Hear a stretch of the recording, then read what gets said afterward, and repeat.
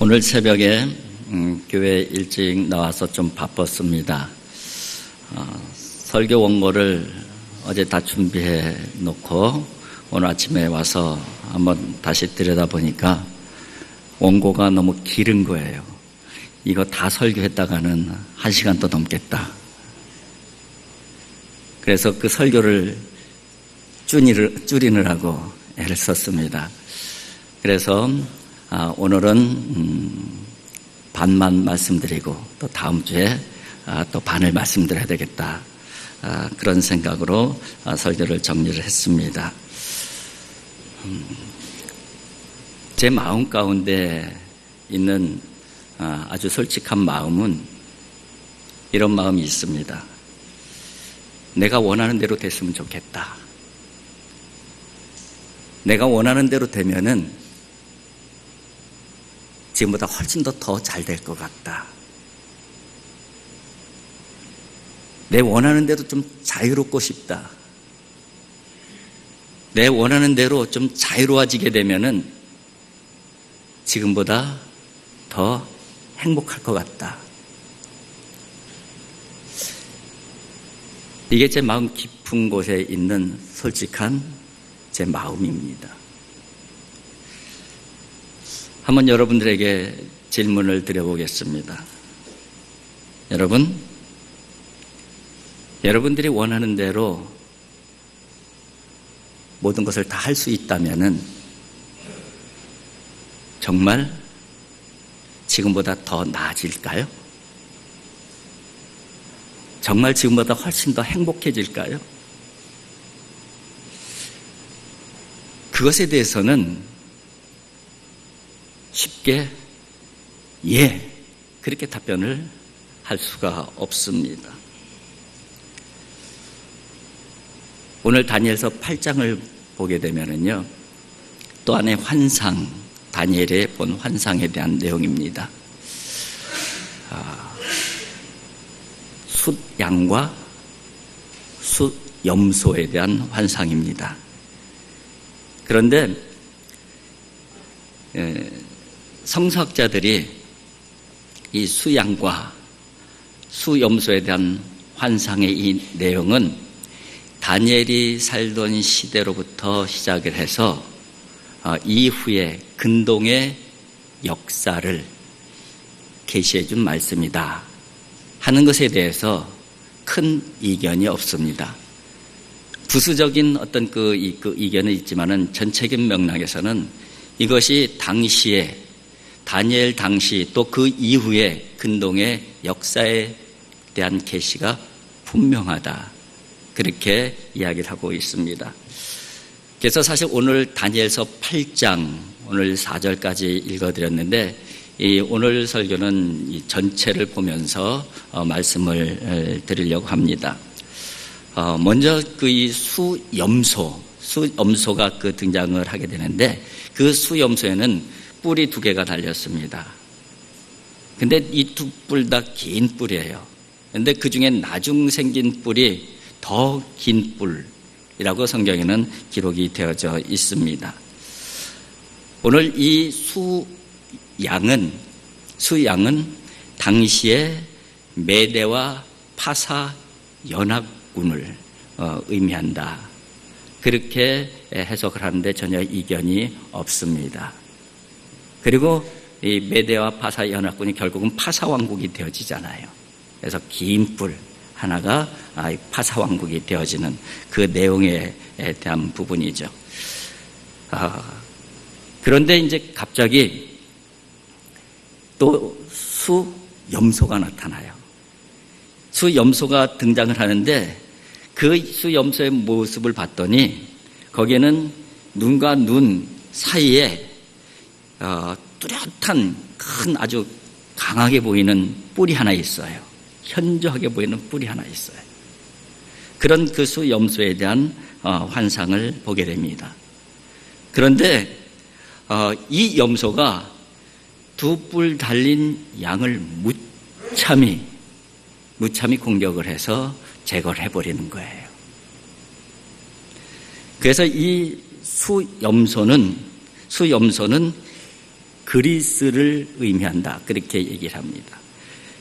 그리스가 바로 이 파사왕국을 멸망시키잖아요. 거기에 그 대표적인 인물이 누구예요? 앞장섰던 알렉산더 대왕.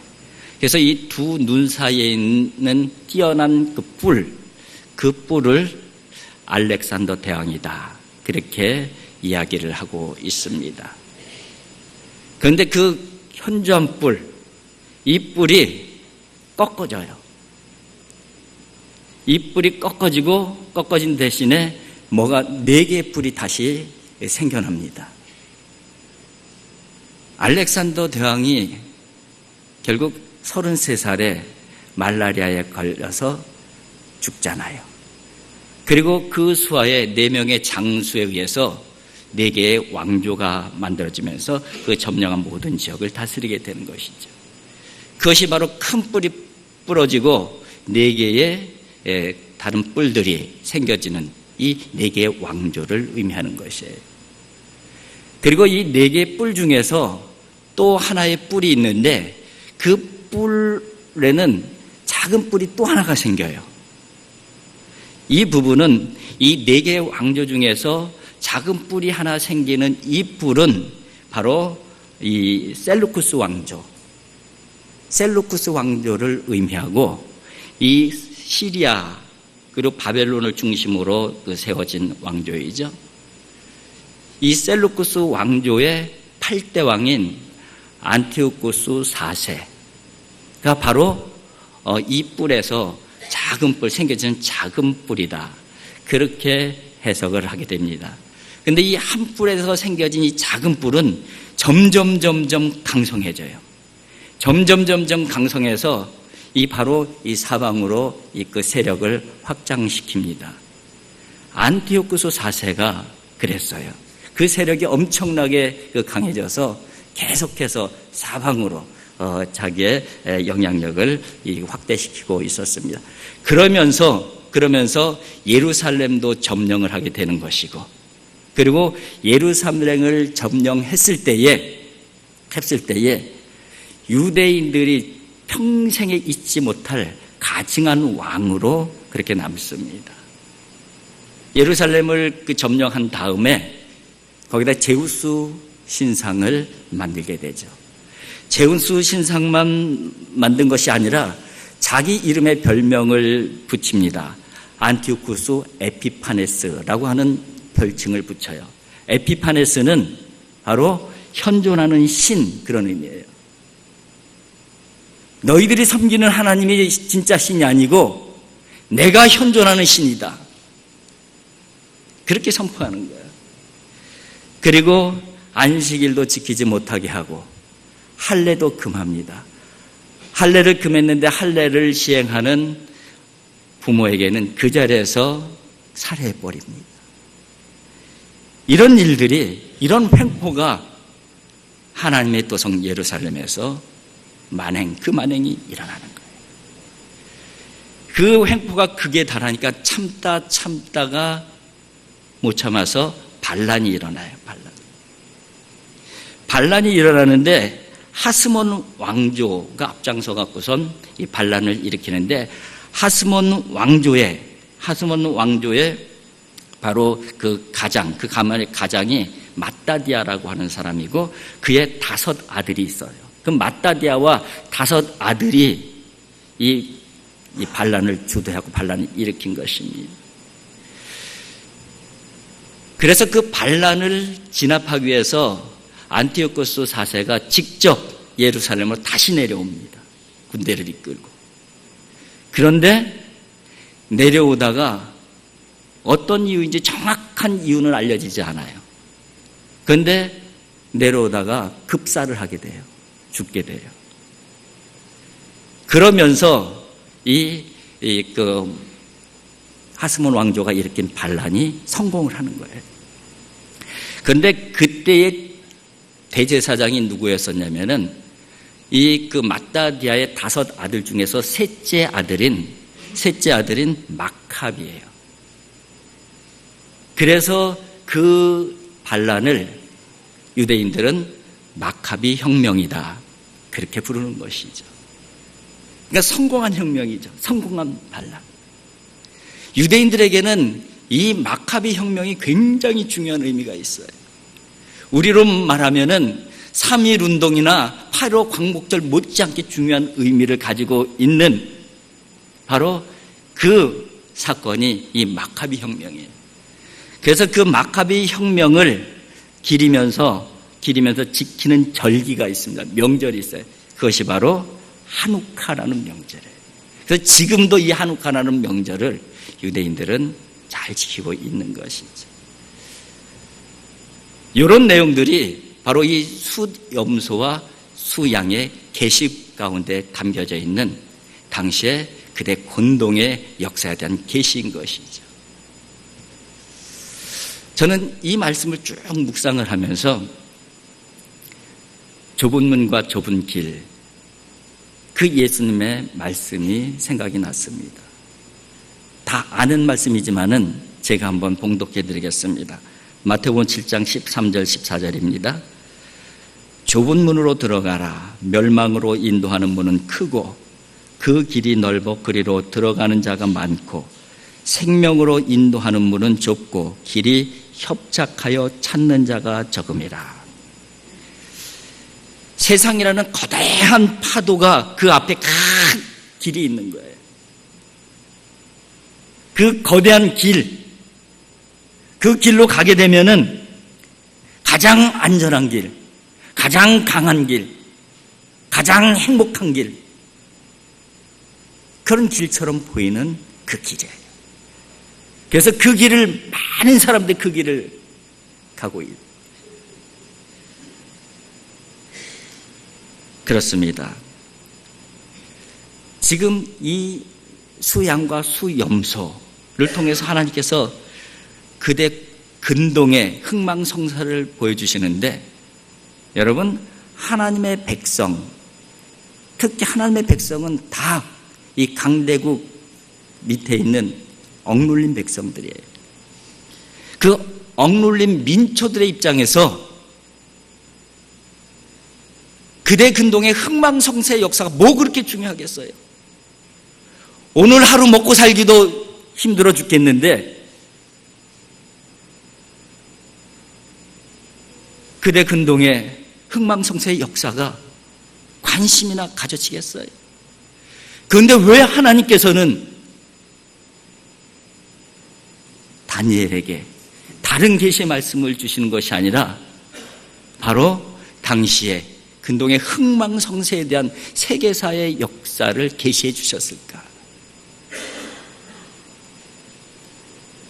그 부분은 다니엘서의 아주 중요한 요소예요.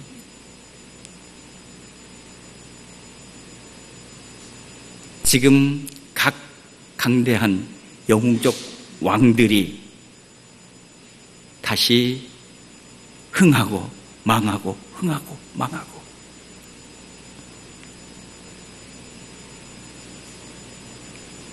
이것이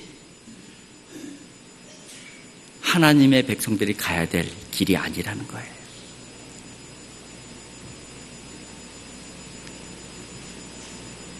그때 당시에 보게 되면은 바벨론의 느부갓네살 왕이 이 세상의 주인인 것처럼 보여요. 그러다가 또 고레스가 등장을 하게 되면, 고레스가 바벨론을 무너뜨리고 고레스가 세상을 지배하게 되니까 고레스가 이 세상의 주인인 것처럼 보이는 거예요. 그런데 그 고레스도 무너지는 거예요. 고레스의 나라도 무너지는 거예요. 알렉산더라는 위대한 영웅이 등장했는데 그가 세상의 주인인 것인가 했더니 그도 잠시 있다가 꺾여져 버려요.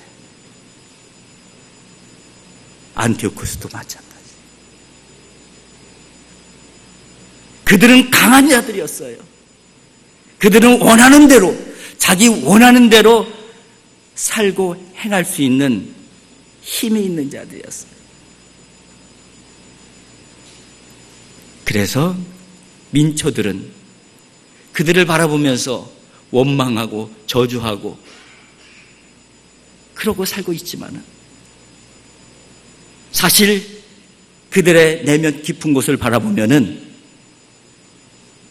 똑같이 그 길을 부러워하는 거예요. 나도 열심히 살아서 저런 힘을 소유해서 저들처럼 내가 원하는 대로 살고 싶다. 언제까지 내가 억눌려 살 수 없다. 그 마음이 원망하고 저주하고 비난하고 그 대상과 똑같은 길을 가고 있는 거예요. 차이가 있다면은 왕들은 강한 힘을 소유했고 민초들은 힘을 소유하지 못했을 뿐이고 그 마음은 동일한 마음이고 그들이 향하고 있는 길은 동일한 길이었다는 거예요. 그래서 하나님께서 그 그때 근동의 역사를 바라보면서 이들이 주인이 아니라는 거예요. 이들이 원하는 대로 행하고 강한 힘을 통해서 이끄는 이 세상은 망하는 세상이라는 것을 보여줍니다. 그렇습니다. 그 길로 가지 말라는 거예요. 다른 길이 있다는 거예요. 우리가 가야 될 길은 다른 길이 있다는 거예요. 그 다른 길이 어떤 길입니까? 예수님께서 걸어가신 길이에요. 좁은 길이에요. 그 길은 협착해요. 그 길은 너무 좁은 길이에요. 그 길은 너무나도 빈약하고 초라해서 누구도 가려고 하지 않는 그 길이에요. 글로 가봤자 얻을 것이 아무것도 없을 것 같은 그 길인 것이 있어요. 그러나 그 길을 예수님께서는 걸어가셨고 그 길이 생명의 길이고 그 길이 구원의 길임을 성경은 우리에게 말씀해주고 있는 것입니다. 그 부분을 잘 표현해주고 있는 구절이 오늘 본문 말씀 4절입니다. 4절을 한번 같이 읽어보겠습니다. 내가 본즉 그 수양이 서쪽과 북쪽과 남쪽을 향하여 받으나 그것을 당할 짐승이 하나도 없고 그 손에서 구할 자가 없으므로 그것이 원하는 대로 행하고 강하여 졌더라. 그 수양이 서쪽, 북쪽, 남쪽을 향하여 막 닥친 대로 받아치고 있어요. 그것을 막을 자가 하나도 없어요. 막을 자가 없어요. 그 원하는 대로 다 행하고 점점 강해지고 있다. 파사왕국의 거침없는 세력 확장을 말씀하고 있는 내용인 것입니다. 그렇습니다. 우리가 이 부분을 생각을 할 때에 세상에 힘 있는 자의 모습이 그대로 보여지고 있는 것이잖아요. 여러분, 근데 이 부분은 힘 있는 자의 문제만은 아니라는 것이죠. 오늘 본문에 원하는 대로 행하고 강하여졌더라 그렇게 기록을 하고 있잖아요. 원하는 대로 행한다. 우리가 바라는 것이잖아요. 우리가 바라는 것이잖아요. 우리가 원하는 대로 살고 싶어서, 원하는 대로 행하고 싶어서 힘을 기르는 거잖아요. 공부하는 거잖아요. 강하여지더라. 우리가 원하는 거잖아요. 우리가 원하는 거잖아요.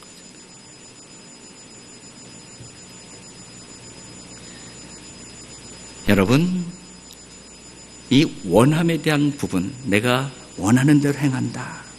이 부분은 어떻게 보면은 내 욕망, 욕심, 이런 부분에 관련된 말씀으로 이해하기 쉬운데 그 말씀을 하고자 하는 것은 아니에요. 이 말씀이 네 욕심을 내려놔라. 그 말씀을 하고자 하는 것이 아니에요. 그럼 하나님께서 이 말씀을 통해서 말씀하시고자 하는 것이 뭐예요?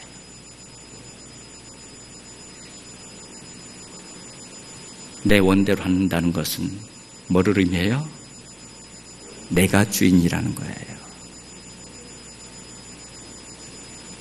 너희가 주인이 아니고, 세상의 왕이 주인이 아니고, 세상의 강한 자가 주인이 아니고, 세상에 힘 있는 자가 주인이 아니고, 하나님인 내가 주인이다. 다니엘서의 계시를 통해서 한결같이 말씀하시는 것이 바로 그 말씀이에요.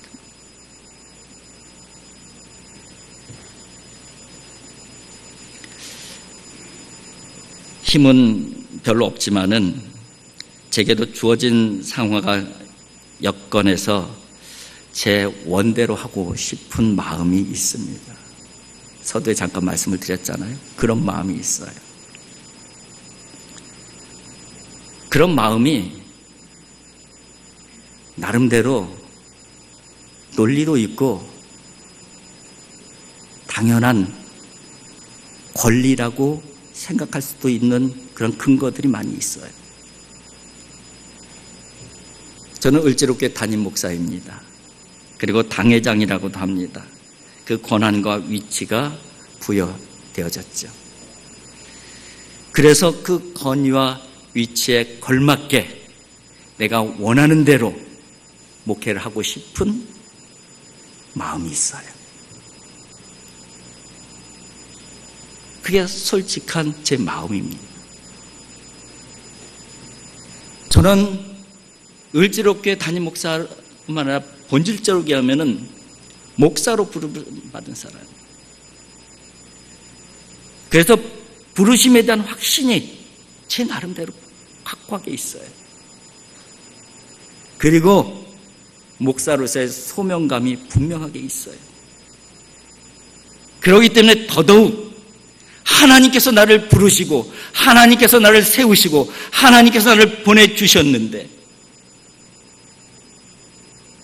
그렇다면은 내 마음에 원하는 대로 행하면은 더 잘 될 수 있을 것인데, 그런 생각이 솔직한 제 생각이에요. 누구보다도 말씀 열심히 묵상하고 누구보다도 열심히 말씀을 연구합니다. 그러면은 내가 하나님의 말씀을 그래도 제일 잘 아는데, 내가 하나님의 말씀을 제일 많이 연구했는데 하나님의 말씀대로 산다는 것이 내가 원하는 대로 사는 것하고 가장 근접한 거 아닌가? 그러면 내가 원하는 대로 교인들이 따라와 주면은 지금보다 훨씬 더 좋은 교회가 되어질 수 있을 텐데, 그런 마음이 솔직하게 제 마음 가운데 있어요.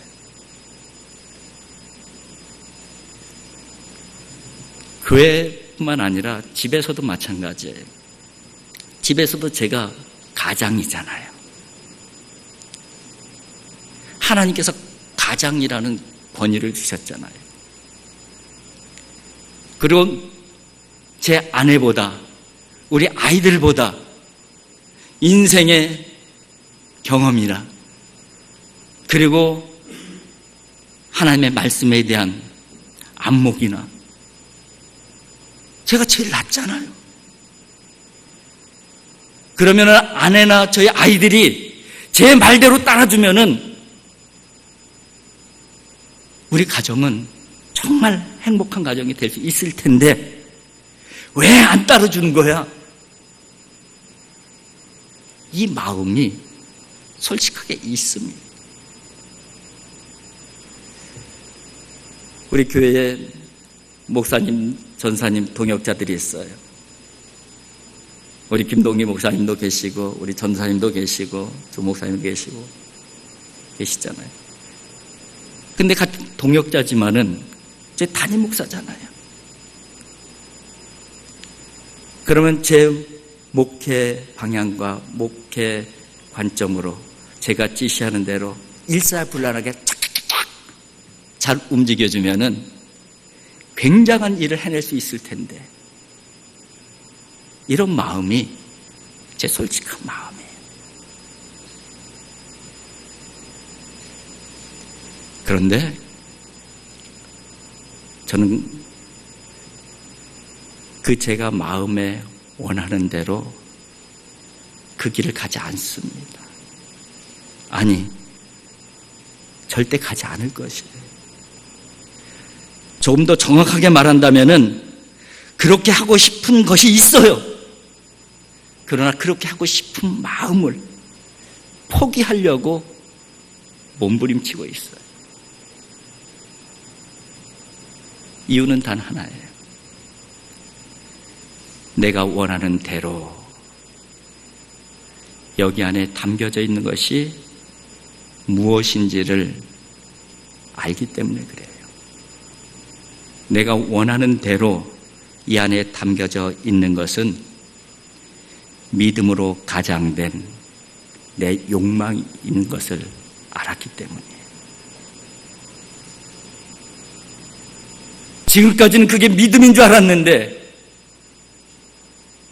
믿음으로 가장된 내 욕망이었어요.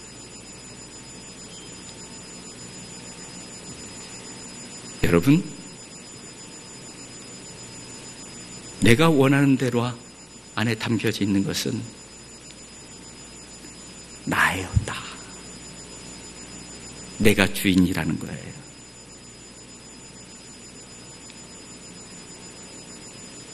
내가 주인이 아닙니다. 사람이 주인이 아니에요. 하나님이 주인이셔요. 하나님의 통치하심을 믿고 살아가는 사람들이 바로 믿음의 사람들인 것이죠. 하나님의 다스리심을 믿고 살아가는 사람들이 바로 하나님의 백성들인 것입니다. 지난주에 김영삼 선교사님이 연락이 왔어요. 한번 만나자고. 그래서 만났는데 만나 나갈 때 마음이 참 무거웠어요. 왜냐하면 그 상황 자체가, 처해 있는 상황 자체가 너무 어려운 상황인 것을 너무나도 잘 알고 있었고, 또 제가 미리 들은 게 있는데, 병원에서 건강검진을 받았는데 파킨슨병 판정을 받았다는 얘기를 제가 이미 들은 상태에서 참 만나러 가는 제 마음이 너무 무거웠어요. 내가 만나서 무슨 말로 위로를 해줄 수 있는 것인가? 위로할 방법이 없는 거예요. 얼마나 힘들까?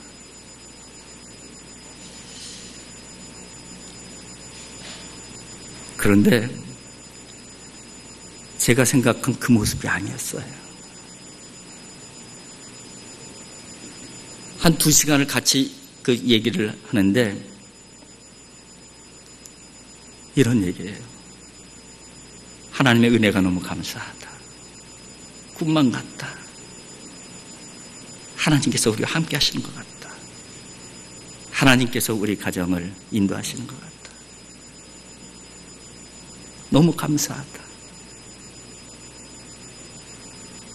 너무 감동이 돼갖고 잠이 잘 안 온다. 전에는 너무 염려가 돼서 잠이 안 왔는데 이제 너무 감동이 돼서 하나님의 은혜가 너무 커서 잠이 안 온다. 이게 꿈이냐 생시냐.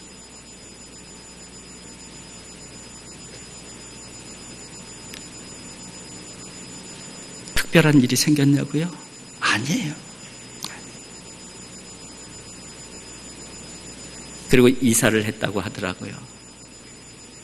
그래서 아이들하고 같이 이제 지낼 수 있다고 너무 감사하고 있더라고요. 이사를 할 수 없는 상황인데 하나님께서 천사들을 보내주셔서 이렇게 또 우리 죽지 말라고 이렇게 보금자리를 마련해 주셨다고. 이것도 너무 감사하다. 그래서 집에 같이 갔어요. 내가 다른 건 못 해줘도 그래도 기도는 해줘야 되지 않겠느냐. 그래서 집에 가서 기도해주고 같이 대화를 나눴습니다. 그리고서 이제 돌아왔죠. 근데 하루가 지난 다음에 문자가 왔어요. 문자가 왔는데 어쨌든 뭐 고맙다 뭐 이런 얘기를 쭉 하면서 제 마음에 확 꽂히는 문자 내용이 있었어요. 파키슨병이면 어떻고 암이면 어떠냐? 감사한다. 할렐루야. 그렇게 보냈더라고요.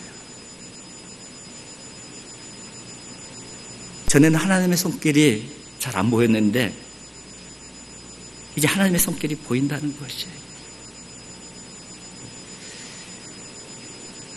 어떤 길이면 어떠냐? 파키슨 병을 걸렸으면 어떻고 당장 죽을 암을 걸렸으면 어떻고 지금 하나님께서 나와 함께 계시는데 하나님께서 나의 주인이신데 내가 할 수 있는 것이 감사밖에 더 있는. 그런데 그게 억지로 그래 감사하면서 살아야지 찬송하면서 살아야지 그게 아니에요. 정말 감사가 있어서 정말 하나님의 은혜가 막 밀려와서 감당할 수 없는 그의 고백을 하나님께서 들려주셨습니다. 여러분, 궁정에 살면 어떻고 초막에 살면 어때요? 하나님께서 통치하시고 하나님께서 다스리는 그곳에 사는 사람은 그 어디나 하늘나라. 이게 바로 우리가 하나님 앞에 올려드리는 찬송 아닙니까? 믿음의 사람들이 올려드리는 찬송 아니에요. 여러분, 우리는 세상의 넓은 길을 가라가는 사람들이 아닙니다. 좁은 길, 협착한 길, 하지만 하나님께서 손 붙들고 가시는 길, 하나님께서 다스리시는 길, 하나님께서 통치하시는 길, 그 길을 걸어가는 사람들이라는 사실을 절대 잊지 마시기 바랍니다. 그 믿음으로 오늘도 내일도 모레도 주님 만나는 그날까지 승리의 발걸음 옮겨갈 수 있는 하나님의 사람들이 되어질 수 있기를 주님의 이름으로 축복을 드립니다. 기도